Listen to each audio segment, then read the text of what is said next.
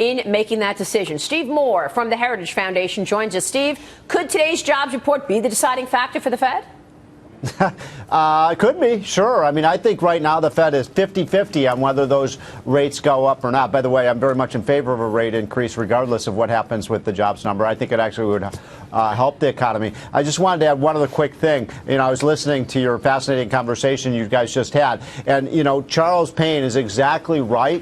When I talk to employers around the country, Maria, you know what they say their biggest problem is right now? Finding the right employees, finding, you know, which is an amazing thing. I mean, here we have, you know, millions of people out of the workforce who can't find a job, but it is the skills mismatch. It may be the biggest single problem in the economy. And part of it, you know, these kids are graduating from college with sociology degrees and nobody wants it.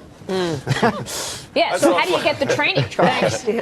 How do you get the training that you need to actually thrive in this new normal of an economy? I think we got to probably implode or explode the educational system, to be quite frank with you. Totally agree. We're talking about STEM jobs, right? But how many foreigners, and you know, and I'm not trying to be trying to diss foreigners, but how many foreigners graduate from American universities every single year with these amazing degrees? Donald Trump talked about them going back to their home country, but my question in the first place, why aren't we graduating high school kids who should be filling those slots in the first place? But you know, Steve, another thing, the Empire State Survey, every now and then they do a supplemental, and not too long ago they asked, what was the toughest thing that you're having trouble finding and hiring?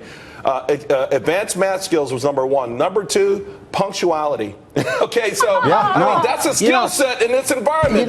Getting to work on time. By the way, this is why. Let me just say one thing about it. It's important. This is why raising the minimum wage is such a terrible idea. Because what are minimum wage jobs? And the vast majority of them are starter jobs. I mean, raise your hand if your first job was a minimum wage. Mine was $2.10 an hour working in a warehouse. But what you learn, Charles and Maria, on those first jobs is punctuality, how to be nice to your boss, how to show up in time, all of that stuff, those job skills that kids aren't learning today. It's a big problem. And I have to add, one of the things we're seeing with our customers at Monster, certainly like the largest customers, maybe the Fortune 1000, Fortune 500, they are now recruiting at the high school level. They're going into high schools and they're telling them, here are the jobs, where they're going to be on the, in the future. You need to get degrees in science and mathematics, in engineering. They've changed it. So these big, like the big consulting firms, that they are so concerned that they are not going to have the talent when they need to hire them, that they're recruiting at a much lower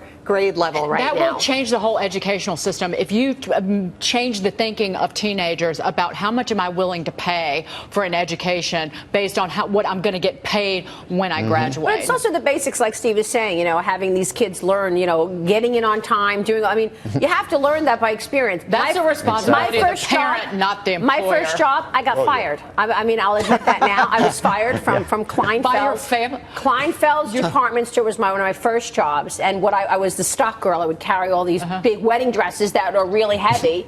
Unfortunately, what I would do is, before I put them back into the stock room, I would try on the dresses. You would get out of town. And I was dreaming about my own white wedding with the veil, and my boss kept catching me. She fired me. I learned a very important lesson real quick in my career. You something show like up that almost happened to me at McDonald's, because you do your job. We'd have the rush hour crowd. I worked in a McDonald's in Midtown, so I knew the rush hour crowd was coming in for the lunch break. But I would overmake too many quarter pounders at the end, and you should have saw the burgers I was making myself. And one day I was in the back, and the boss walked in. I had like a quadruple burger. Oh my God!